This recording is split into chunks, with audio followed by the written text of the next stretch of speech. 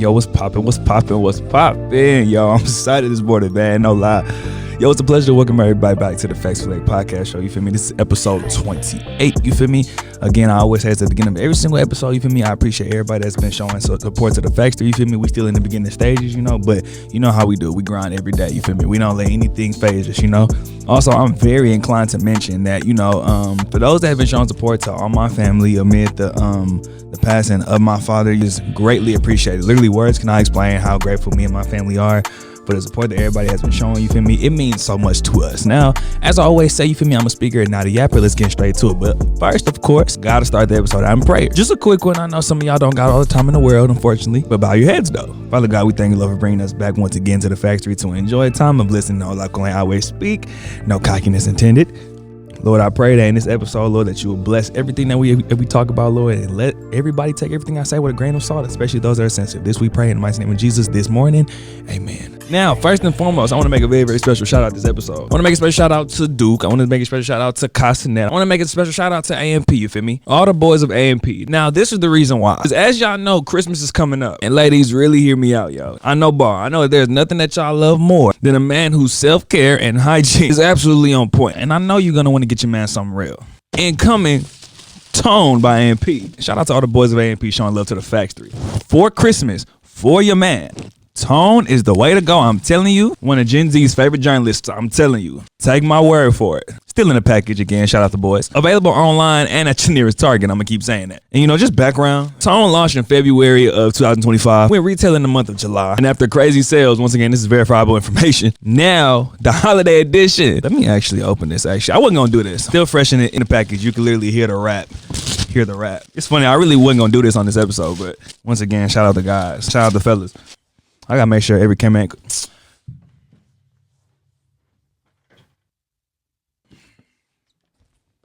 I'm gonna let y'all just see it. Yeah, it's cool. Just in case there's any skepticism. Once again, taking over the personal hygiene and self-care category. If you ain't heard of it till now, welcome. Pine and Cypress deodorant. Ladies, I'm telling you, every man loves Pine and Cypress. And that's just the deodorant. That same live scent, but in body wash form. Then to top it off, the cologne and body mist. I'm trying to tell y'all ladies, it don't get no better than this. And I just know how y'all are. Y'all are also gonna be using it too. Probably gonna be stealing it from them. And again, I just had to show love to the fellas. But them showing love to the Faxtory. Once again, available at your nearest Target. And when you get it this Christmas and you wrap it and you give it to them, DM me on any social media platform. That's FAX.KOOLAID. Just so we can all be in one accord. And now let's get on with this episode. Again, I mentioned I was excited because I get to talk about things that were requested to me. And actually, a new thing I'm finna start doing on my social media pages is I'm gonna have like a Google like link that will be it will be there for people to give topics or ask questions that they want me to talk about, and then also bringing back the call-ins, because I know that's something that people have been trying to get me to do back for a minute. It's been a long time since I did it, but they're going to be brought back for sure. But it was requested that I talk about dating etiquette, and when it comes to men, you feel me, a little bit of dating rules. So I made my own, and depending on how this boils over on social media, I might do a part 2 of this. Other than that, with no further ado, these are the rules to dating. Now, the first rule that I'm gonna say, right,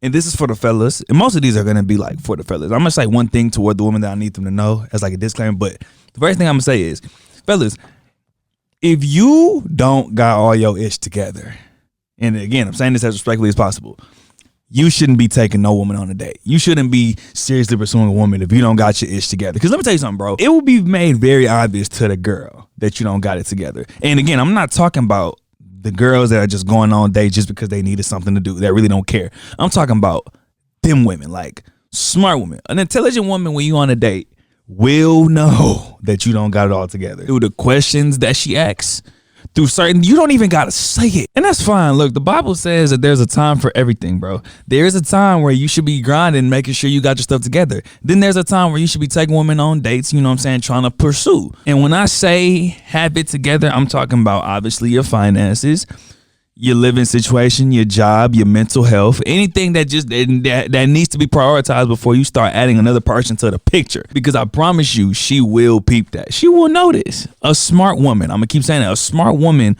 it will be very telling if you don't got all your ish together. Especially the money part, because fellas, I'm not gonna lie to you, bro. When you're on a date with a woman, and I'm not talking about, again, I'm talking about a woman that you really like, a woman that you can see off of the initial like conversations and things of the such that she could be the one if everything goes well.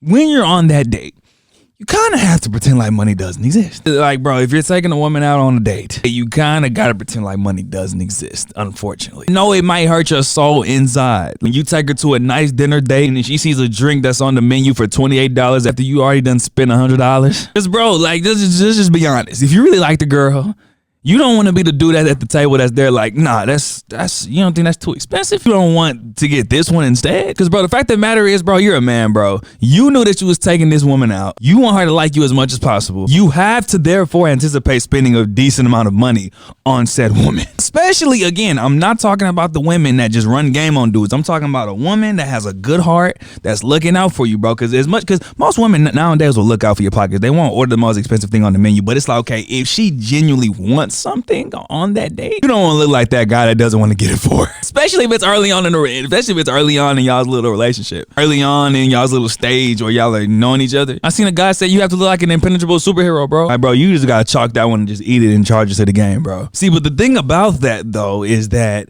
that's the advantage when you plan your own date. And that's another one of my rules, by the way. You got to be intentional. Intentionality in dating is very key. And it works to our advantage if you being honest. What do we know that women hate when it comes to dates? You feel me? She hates when you ask her what she wants to do. But the reason why, like, it's never made, I feel like it's crazy that even needs to be mentioned, because when we, the men, plan a date, you literally give yourself the advantage. And I have so many stories when it comes to people and dates that I know. You got to be intentional. Here's what happens when you're not intentional planning a date with a woman. I know homeboy, right? It's always my homeboys. He really liked this girl upon initial conversation, and the vibes were the same. It was reciprocated. So he decides he wants to take her out. You feel me? He wants to treat her, you feel me? But he makes the mistake of not planning. He wasn't intentional. So he picks her up, then asks her, okay, so what do you want to do? Where do you want to go?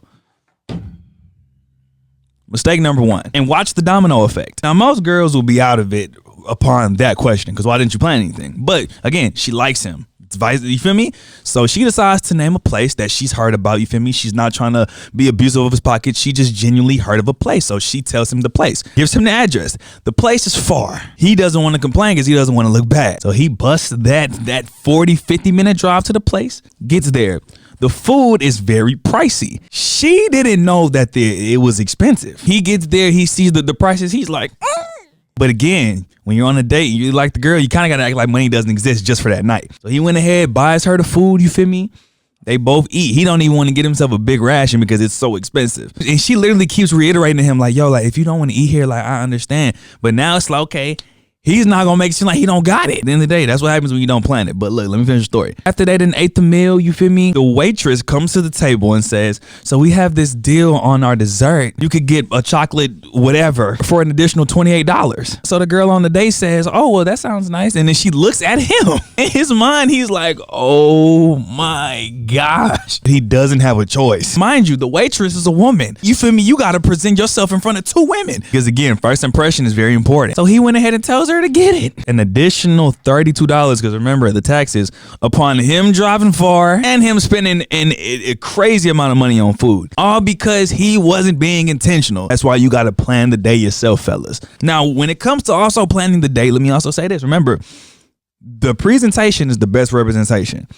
Women nowadays like activity dates, you feel me? Dinner dates, even though they are important and you do need to plan toward a dinner date at some point, they can seem like an interview. So maybe that's not the first interaction that you want to have with a woman. The activity date is the better choice, but let me tell you where dudes F up. Again, intentionality. If you're doing an activity date, it's wise, or it behooves you to not pick something that you're terrible at. Now, y'all know when I'm saying these things, there's always a story behind it. Now, this is a story where I knew both the girl and the boy. This is when I was in college, even though I just graduated, so it wasn't that long ago. A boy and a girl that I knew, they were starting to, you know, they had started texting. He decides he wants to take her out. One thing he did correct was he found out through social media posts that she likes activities. She posted something basically saying she likes activities, you feel me? On that post, it included bowling and ice skating. Now, I knew this dude. This man can bowl his ass off. But for some stupid reason, he decides to take her ice skating instead. So he takes the girl ice skating at the Galleria in Houston, Texas. I'm pretty sure y'all have seen it. This man is literally skating so slow upon the edge. He literally cannot take his hands off the rails on the edges. And it's ironic because she, even though she's not the best skater, she was able to just skate normally without him. You feel me? She wasn't a pro, but she didn't have to hang on to the rails for dear life on the side. This man keeps falling. It's, you know, the Galleria be having all those kids that be skating, you feel me? They skating circles around him because, you know, kids like to show out. This man keeps falling, and you know the ice be watery. It starts to melt. So now he's getting wet. All his clothes is getting dark. It's very embarrassing. It was a very bad presentation. It was a very bad representation of himself. You know what I'm saying? His oral points was down the drain. She characterized it as a very bad date. Even though I knew the girl more than I knew the dude, I still knew the dude. So I went up to him, I said, yo, why did you take her ice skating and not bowling? You can literally bowl to 200. You know how to curve the balls, pause. You could have went to the bowling alley, showed her that you was that dude, and not embarrassed yourself. Your points would have went up 1,000,000. But instead, you decide to take her somewhere that you're not good at, and you embarrass yourself. Now, she don't like you as much anymore. That's why you got to be intentional. You feel me? Those are the first two. And let me mesh it together to now tell the women something, right? Again, I mentioned that when you want to date with somebody that you really like, you feel me? It takes effort. You feel me? You gotta be strategic. You gotta be intentional, and you gotta kind of act like money doesn't exist because you know you like her. But now that's why I say, women, I'm not gonna lie to you, bro. No disrespect, but I know for a fact that dating in the 2020s is not the same as what dating was in the 1990s, in the early 2000s, and the 2010s, bro. Dating don't carry the same value no more. Now, it's not with everybody, but it's with a lot of people, because girls nowadays, bro, they'll go on a date with literally anybody. I didn't heard from women all the time of them going on dates with old men that they know that they not even gonna text back the next day. I didn't heard, again, I don't ever say anything unless I get the confirmation from women, you feel me? It's a lot of girls nowadays that will go on a date with a dude that they do not care about just because they was hungry. They just wanted a free meal. They were just bored that night. And that's cool and all, I get it, you having your way. But in turn comes the fact that now other men not gonna take these girls out on dates because they don't mean anything. When I take a woman out on a date, some things are very, very clear. One, I like that woman. Two, I'm ready to pursue her in that time. And three, she showed me that she's not one of these, you feel me, out here just using men for dates. I'm not gonna take you on a date because you're bored. I'm not gonna take you on a date because you just wanted something to eat, bro. We can just go to McDonald's or something. We can just go to Jack in the Box or something. But a real date, I'm talking about I'm spending money. I'm doing all of this. I'm planning it. Like, those are big for me, bro. Those are not just wasted on anybody. In turn, them type of dates that don't really mean anything, those end up being transactional, bro. Many women love to complain about how a dude would take a girl on a date that he barely knows. You feel me? The date wasn't even that interesting. But now, when the date's over with, he trying to, you feel me? He trying to go back to the crib. You feel me? You know what he on. But that was because there was no meaning behind the date. It was transactional. But a man that's really ready to pursue you, like he really feels like you could be the one, he's gonna be fine with taking you out and not trying to get anything after. And again, this is not me trying to be like a pick me or nothing like that, or like a pander. But if you really like a woman, like real life, your only focus should be taking her out on that date and making the first impression, not a transactional one where, you feel me, you feel like something can happen after. You will be fine with the possibility of nothing happening after. You feel me? That'll be perfectly fine to you. I basically say that to say, men, if you're not ready to fully pursue whichever woman that you're taking out on a date, don't take her out on that date. You feel me? You need to be fully ready for everything that comes with it, because when you get on that date, you got to spend that money. You got to present yourself in the best way possible. You got to get her to like you to the point where she'll go out with you again. She'll keep going out with you. You don't make those efforts for a woman that you don't want. I'm just keeping it in the band. I'm telling this to the ladies too. When you're taking a woman out on a date, the goal should not ultimately be to take her back home after. I know some folks not gonna like that, but that's the truth. The goal should be for her to like you so much that she wants to keep seeing you. That's the real meaning and essence behind a date. Now, oh, I want to kick it with her after in the crib, so let me do what she wants. Let me take her to go get some food, you feel me? Let me play the part so that now I can get what I want. No. But again, ladies, I'm telling you, stop accepting dates from men that you seriously wouldn't see yourself with. Because when you do that and you go on a date because you're bored, that's what's gonna happen. Now, to the last thing, right? When you're on a date, you feel me? This is why I feel like it's important to have conversations on the phone or FaceTime or just meet somewhere and talk before you start throwing money and essence and planning and intentionality for a date. I've walked out on a date before. Anytime people ask me what's the worst thing I've ever done, I tell them the time that I walked out on a date. Now I'm 23. That was when I was a little younger. My frontal lobe wasn't as developed, you know. Don't be like me. Nobody's perfect. But let me tell you what happened though. I made the terrible mistake of not having a lot of conversation beforehand before actually going out with the girl. So I took her to what was the finest establishment to me at the time, the one and only Chili's. Of course, I'm paying for everything. You know, we're talking, and upon conversation, a lot of red flags are being displayed. Very evidently. It was getting really concerning, but then there was the straw that broke the camel's back. She begins to talk to me about her ex. And ladies, let me tell you something, bro. On the first day, you don't ever want to center it around things that your ex did. I can make a whole separate topic about why that's a bad idea. I digress. She's talking about her ex. Now, her ex was a very bad person. They had a very toxic relationship, very, very violent. Things in which were his fault and her fault. But nonetheless, the dude was a bad guy. So she ends up telling me, and I honestly felt bad. I ain't gonna lie to you. You know, I'm empathetic. I'm like, wow, I'm so sorry that happened to you. I pray that would never happen to you again. You know what I'm saying? She was like, yeah, but you know, I learned my lesson. You know, I know what God was trying to tell me during that whole thing. Me, I'm like, okay, you're mentioning God, like in a good way this time. I was like, you know what? That's very good, bro. She was like, yeah, he was trying to tell me to never mess with another Gemini ever again. I'm sorry, come again? She was like, no, seriously, like, I feel like that was God telling me, like, anytime I meet a man, I need to know that he is not a Gemini, because if he is, I can't be with him. And y'all, I promise you, she was being dead serious. I was like, yo, that's something. I was like, yo, I need to use the bathroom right quick. I went to the front counter, you feel me? Put out my Debbie, gave it to her. I said, please cover both the meals, leave a tip for the waiter. And I booked it. Not even gonna lie to you. Because I just can't do it. Now I'm scared. Now I get it, that was the wrong thing to do.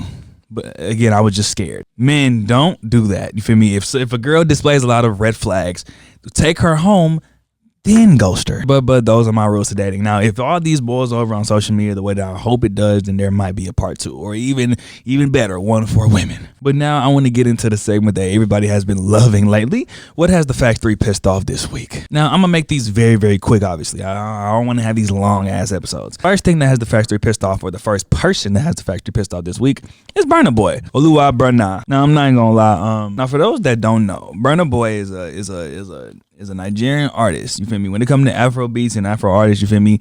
He's the one that's been at the top of the charts for a minute now, but he's been tripping lately. And the biggest controversy that he has not been involved in was there was a fan that was asleep at his concert. This man stopped the entire concert, the entire thing, and made her leave. And he said he wasn't performing a single song until they left. Now, no matter how many ways you want to spin it, that was crazy. Like, I ain't gonna lie. Yeah, he need to relax. I ain't gonna lie. I don't know what's going on with Burna. Now we're seeing the domino effect of why, when you act like a bad person, when you kind of get too ahead of yourself, you feel me? When you start feeling yourself a little too much, we see the downfall. Because he just had a show in Houston, Texas, you feel me? And clearly, folks are not taking it lightly. That Houston show at Toyota Center, not only did he not use the entire arena, but even in that, it was still practically empty. Toyota Center holds 19,000. When I tell y'all, that show was so empty, and he didn't even use the top nosebleed areas. Even still, it was so empty. People are not taking this lightly. And mind you, the stage on the floor took up 3/4 of the floor area, and it was still practically empty. And Houston, along with Atlanta and the DMV, is among the top places that's always messed with Burna Boy. But folks are not taking this situation lightly, bro. It's like we're literally seeing the fall of a African giant, no pun intended. And it seems like a pattern of things always happening with Burna. You got him kicking the fan out, then him doubling down on it, saying he doesn't make music for broke fans. Disrespecting folks' religions, which is never a smart play. That one situation of the husband and the wife and his security, I'm not even gonna get into that one. What I'm saying is, no artist is invincible, bro. You start showing traces that you're low-key not the best person that we thought you were. Folks will real life show you that they don't rock with that. Again, that Houston show was so empty. One of my homeboys was reselling a ticket at the last minute, a good seat, for $30. $30? If you would have sold a Burna Boy ticket 4 years ago for $30, folks would real life have a sparring match over them tickets. Nobody bought them $30 tickets, bro. I beg, and fix that your ways, bro. It's no looking good. Now let me move on. The second thing that has the Faxtory very pissed off are these kids, man. You know, I have a lot of friends that are teachers now, and I'm telling you, we should definitely be scared. Do y'all know that in the history of life, it's never been this hard to flunk a kid. It's never been this easy to make it to the next grade with terrible grades. You already know that these kids legitimately cannot read. These kids cannot form sentences, yet you can guarantee they're gonna get put on to the next grade. These kids can't even flunk anymore. That's what's scary. Do you know back when we was in school, and again, I say that even though I'm only 23, the fear of flunking used to make us do the work sometimes, bro. You know how embarrassing it was when you be at school, the first day of school, and you hear that somebody is still in the grade from last year, bro? It was the greatest shame ever. Just to not be that person was a big enough motivation for us. Yet these kids can literally go to school, sleep all day, smoke all day, not give a care, not do the work, and they can't even get a zero for you. These teachers can't even give them zeros anymore. And again, this is just what I'm hearing from my friends that are now teachers on every single level. I have friends that are teachers on every single level, you feel me? They're all saying the same thing. These kids can't read. These kids can't spell. These kids can't do math. These kids can't form sentences like accurately. They can't hold regular conversation in a professional setting. And these are the same kids that my kids are gonna have to be in school with and learn from. If there was never a time to pray for your kids, even if you don't got them, now is the time. Because even still, they started pulling that junk even when I was like a junior and senior in high school. You know how they used to give us tests, you feel me? I don't know what it was when y'all was in school, but for me, I was in Texas. We had the STAR test. Before that, we had the tax test. Back then, before all this nonsense, if you didn't do good on those, you're not making it to the next grade. If you failed your STAR test or your tax test, you might as well just start preparing to redo everything you did because you're not making it to the next grade. Once they stopped doing that and they just let everybody just cruise through to the next grade, grade after grade, then COVID came and they just graduated everybody. I knew that was going to be the start of all the problems that we got today, bro. Because now they used to separate us by those that were intelligent, those that were smart, and those that just quite didn't get it. Those that just, they weren't there. But now they just graduated all of us and now we're all in this world together. So I say that to say the next time you arguing with somebody who just clearly doesn't get it, doesn't have the mental capacity to understand basic and logical syllogisms, somebody that's just daft, that might have been one of those people that was just push through. That might be one of those people that just skated through. So just be patient with them and tell God to bless them, because we're all in this world together. And sometimes we don't know who is who. And again, I say all of this to say, flunk the kids. Now, the last thing that has the Faxtory pissed off is the Houston Texans. I feel like this is a very valid crash out. When I tell you the doomsday defensive line of the Houston Texans, from the secondaries to the linebackers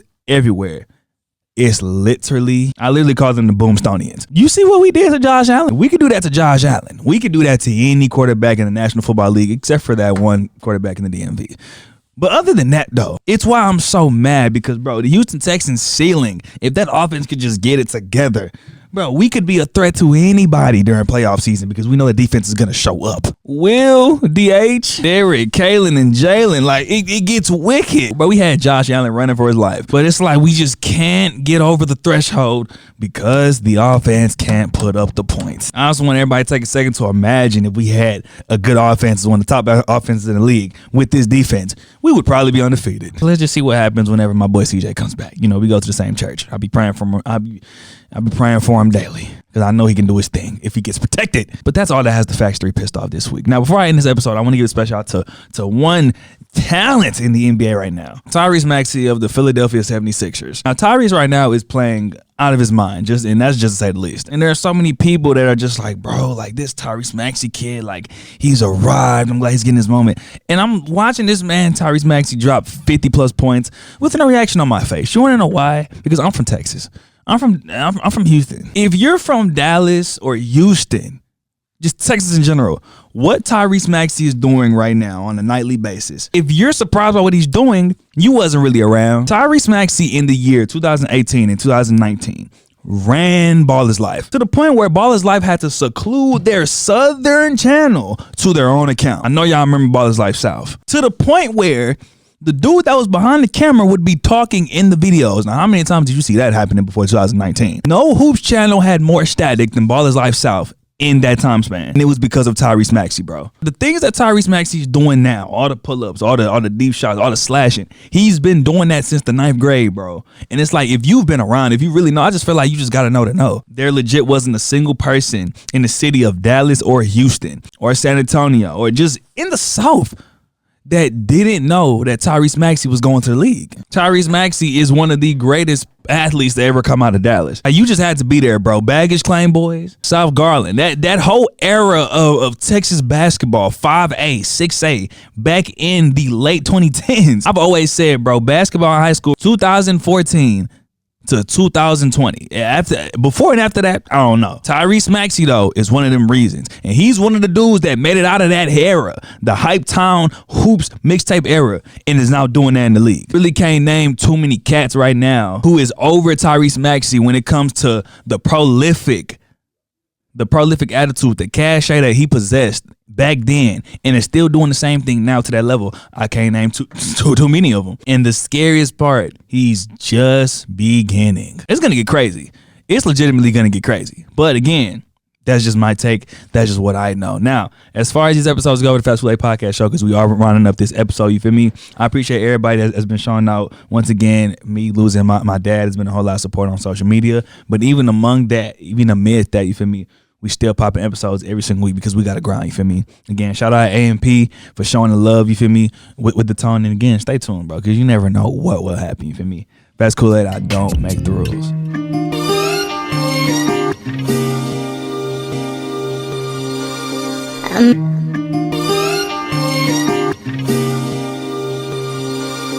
Imagine seeing